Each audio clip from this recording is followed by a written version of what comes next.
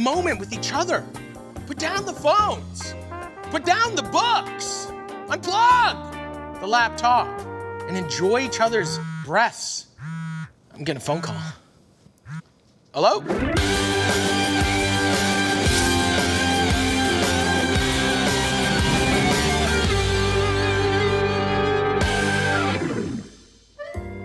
Today on It's Suppertime, we're coming together.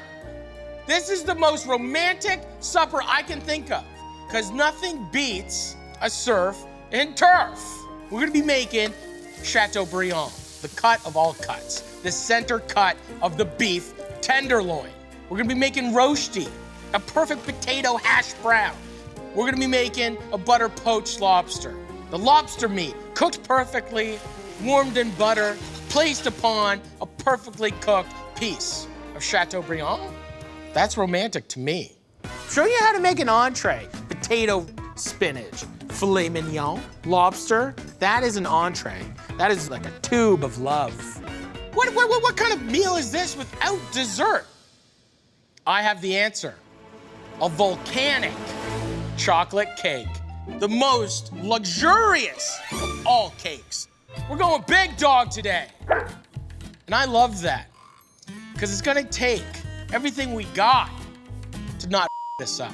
Because of the intimidation surrounding butchery in general, that's why this episode is a big dog. This is a beef tenderloin, and within the beef tenderloin is a Chateaubriand. It's kind of the best cut of beef there is. Growing up, my dad often would buy bigger cuts of beef and break them down himself. I got to see at a very young age how butchering happened. So there's many different parts to cutting and cleaning a beef tenderloin. It's always very important to have a very sharp knife. So this is just like outer fat. We can get rid of all this stuff. And you can make an incision here. This is called the butt. Then this is called the chain. Just take your knife and cut the chain. And now this is the actual tenderloin.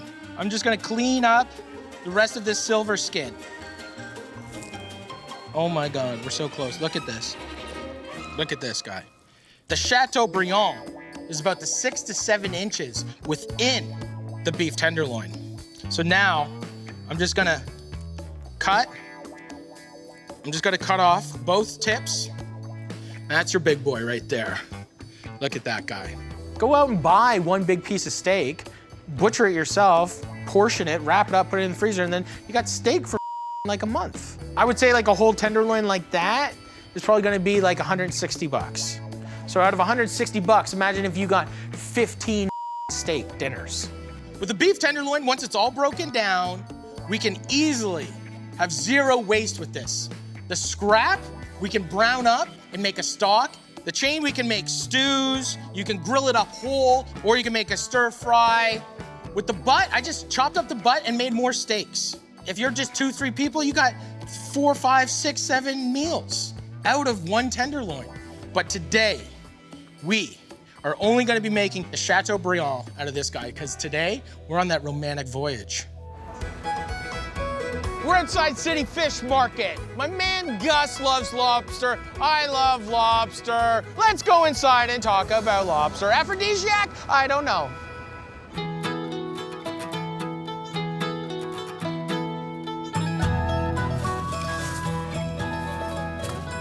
You ever see like when Crocodile Dundee like calms down the water buffalo? He's like, eh. This is Gus. Same idea. This is the same idea. He's rubbing the shell, and you can see his legs are relaxing. We're trying to calm him down. This is Gus the master. Yeah. People are really afraid, or not even afraid, but maybe don't know how to buy a lobster, what to look for when buying a lobster. No, lobster's very simple. Yeah. Size matters. For surf and turf, 1.5 pound is more than enough. Right. Or the 1.5 pound lobster, you'll get about 10 ounces of meat. Yeah, that's pretty good. It's not bad. Feel the shell. Feel the shell. Nice and hard. Hard as hell. Hard as hell. Make sure that they're lively. Yeah. You don't want to see like dormant, like if you're buying lobsters from a tank, and the lobsters don't have long, beautiful tentacles. They have short little nubs. It means that they were in the tanks for a long time. Lobsters got hungry, started biting off all their tentacles. That means that they were in there for a long time and that they've been out of the ocean. These ones, Gus, fresh, beautiful. Oh, where are you going? Is he going back in? He's going back in. He's going back in. They find their way. They find their way. That's okay. One, I think, is a misconception. Some people don't agree with me, is that they say that the female is sweeter. Yeah. You know, it's like, this is a female. How can you tell? Let's get a male, and that's the male. Female has small, always small, like little hands. And then the male has like larger, bigger, almost like claw-like. Where these are almost like feathery. Gus, thank you so much, man. Wet. Oh, that's You're okay. very I'm welcome. wet. I'm always half wet. Look at these, beautiful. Oh, these guys are good boys. Be careful, these guys a little lively. You take those elastic bands off, boom! They'll rip your nostrils off. We are gonna continue on this voyage of love. I love cold lobster. Even with my kid, like with Mac, we wanted to see if he was allergic to shellfish. So like we were making lobster one time and he was like, I don't know, like 6 months. And I just took a bunch of lobster meat and like rubbed it on his back to see if he'd break out in a rash. He wasn't allergic, so we gave him a little bit of lobster. You know, start him young.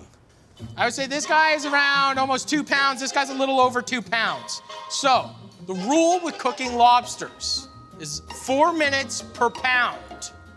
These are around two and a little bit. So that's gonna take about 8 minutes. But I only wanna cook them halfway. So I'm gonna cook these lobsters for about 4.5 to 5 minutes only, because I'm gonna reheat that later in some butter to serve with our Chateaubriand. My love for lobster starts when I was just a wee child. In the summertime, we would go to my grandfather's house and he would pull out that big old crazy rusty propane tank and we would blast a big pot of water and we would boil lobsters and we would just sit around and kind of like eat lobsters. So just grab your lobster. He's nice and toasty. That's perfect. Now we're gonna just take him, put him in an ice bath and cool him down. Food keeps cooking until it's cold. So you wanna shock it. By shocking it, you need ice and water. Drop your lobster in there, it stops it. Once these lobsters are cool, we're gonna take the meat out of the shells, the tail and the claw, and we're gonna reserve that till later to cook it in some butter to finish our Chateaubriand with. So we have let these guys cool.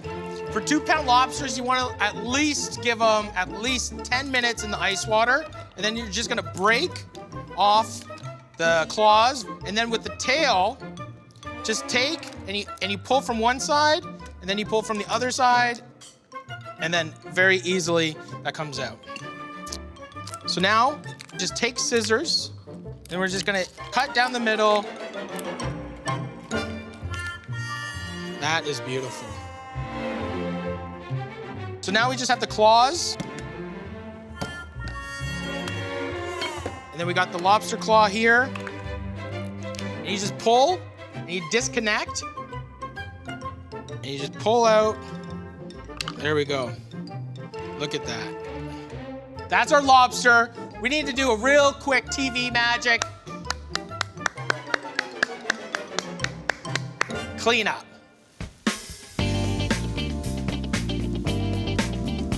Now we can make our rosti. I want crunchy potatoes, crunchy, salty potatoes with the filet and the lobster. It's too many soft things. Potato rosti is a classic. You take 2 potatoes, you peel them.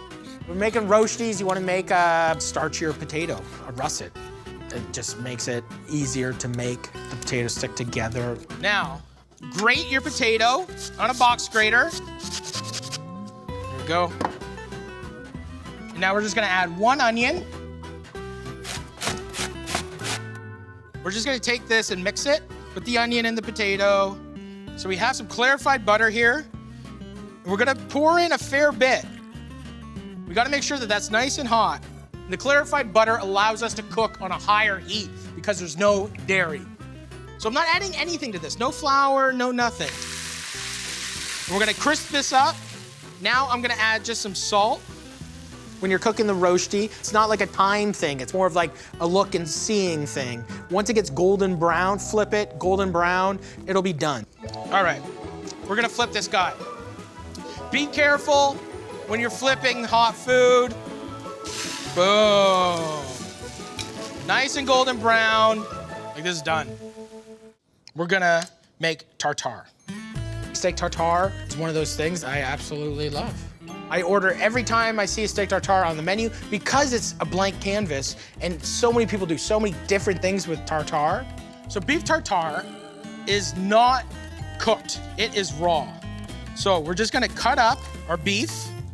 I love this. This is one of my favorite appetizers in a restaurant. Don't be afraid. If you buy good beef from a good butcher, eat it raw, it's fine. Really kind of pounding in this meat, and with a really sharp knife, it's gonna make the texture so nice. And it's just gonna kind of melt away. Okay, we're good. What's next on the tartare? We got chives. We're gonna just slice these as thin as possible. We're just gonna add a little bit of olive oil, just a little bit, like 1 tablespoon. Then we're gonna add just some sea salt. And then we're just gonna work this in. And this is all you need for good tartare, because that beef tenderloin is fucking great. So we're just gonna take a little bit of beef, we're gonna place it into our potato chip. Oh, it's so delicate. This is like a 50-gram tin of caviar. You don't need much more than that for 2 people. We're just gonna take a little bit of caviar and put it on top. Put a little bit of that creme fraiche on there, and then a little chive. Look at that little bite. Now this is one of the greatest bites of all time. Tartare, little caviar potato chip bite.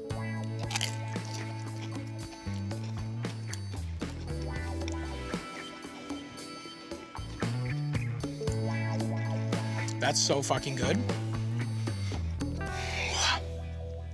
That's one of my favorite things of all time.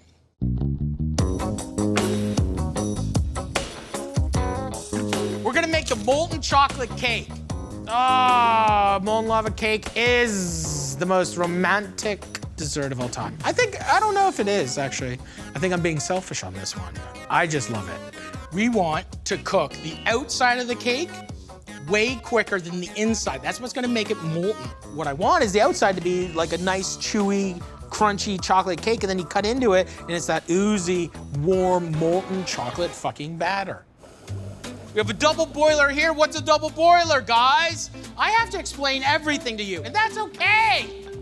But a double boiler is a boiling pot with a glass bowl underneath it, which allows us not to burn butter or chocolate because it's steam that's heating it. So we're gonna start with our molten chocolate cake. Here we go.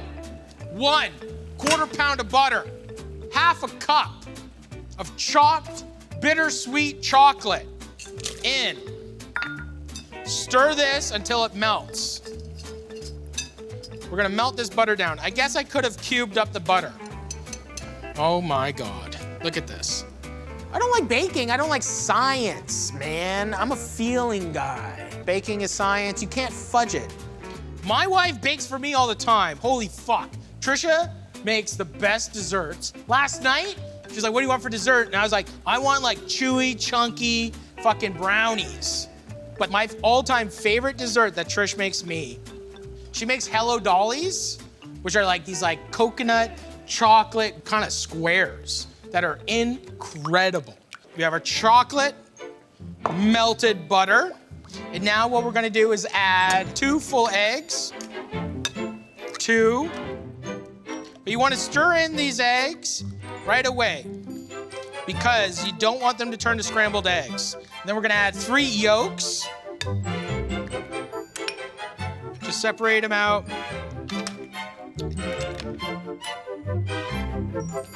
3 egg yolk. And now, 1 teaspoon of vanilla, 1 1/4 cup of icing sugar. Nothing beats a hot, molten river of chocolate to just end a night and prime you for a night of just ravenous, mediocre sex, you know?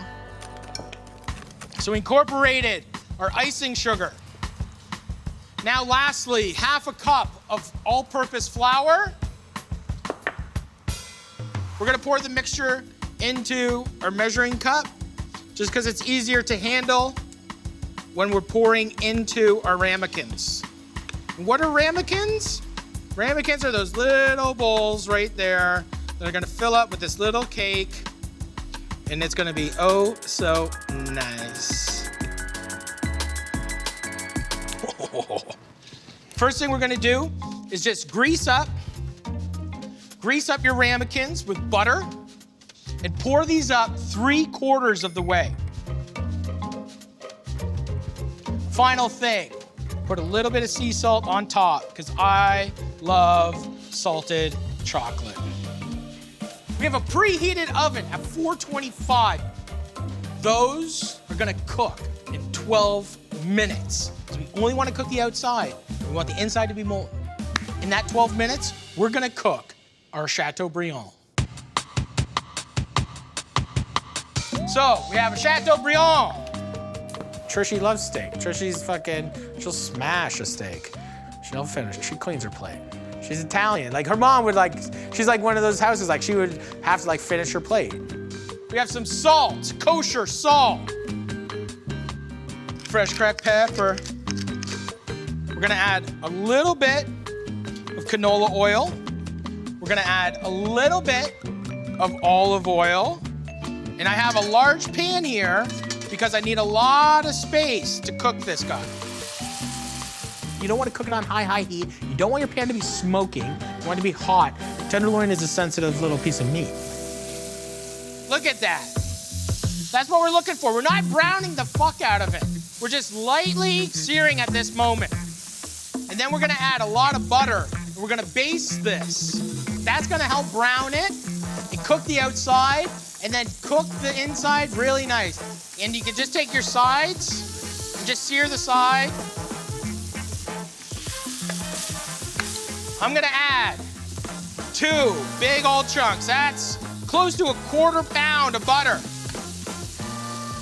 I'm gonna take some rosemary, some thyme, and now I'm gonna baste this beef for 10 minutes. Love basting with butter. Flavor, flavor, flavor, flavor, flavor, flavor. So we just need a few cloves of garlic. I'm gonna throw in 3 cloves. And I'm throwing this in now because I didn't want it to burn. You know, after you have sex and you don't even wipe up and you just roll over and fall asleep, nothing beats that. And that's how beef tenderloin makes me feel. And this guy's done now. Woo! Now, I'm just gonna take all the herbs. We're just gonna put this on top. You wanna make sure that you let it rest for at least 10 minutes. We are getting close to the end of our voyage of love. We've done the work, and now we get to do the final touches and build one of the most beautiful things you guys have ever seen. We're just gonna saute some baby spinach. I'm just gonna take a little more garlic and saute that in our butter. We got a handful of spinach, put that right in there. We're just gonna take a little bit of water and steam it. So just add a few tablespoons. When you cook the spinach, you can throw it on fucking high heat, throw it in, it cooks in 30 seconds. Doesn't really matter. Just don't put it in a cold pan. We gotta warm up our lobster. Add 3 tablespoons of clarified butter.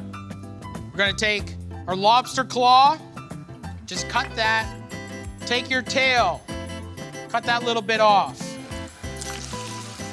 We just wanna warm this up in the butter. Let's build our plate. We have our rosti. I'm gonna cut it into quarters. We're gonna take a little pile of our spinach. Perfect. Now we're gonna take our beef tenderloin. You wanna make sure that you let it rest for at least 10 minutes. So I'm gonna cut about 1 inch thick. Look at that. Put that right on top. Perfect. Gonna add our tail. This is demi-glacé. Demi is when you take beef stock and reduce it, You should be able to find that at any butcher shop. We're gonna add some butter, a tablespoon, a little bit of salt, cracked pepper. Ugh. Oh, mama, this is so old school. Look at this. We're gonna add just a little bit of chive on top. That is the greatest surf and turf you'll ever have. Let's get out that cake. It's almost eating time. Oh! We're just gonna take our knife, woo, plop that up in your hand. We're gonna flip this over, okay? You can even put the plate like this and just do that. Oh, mama. Oh.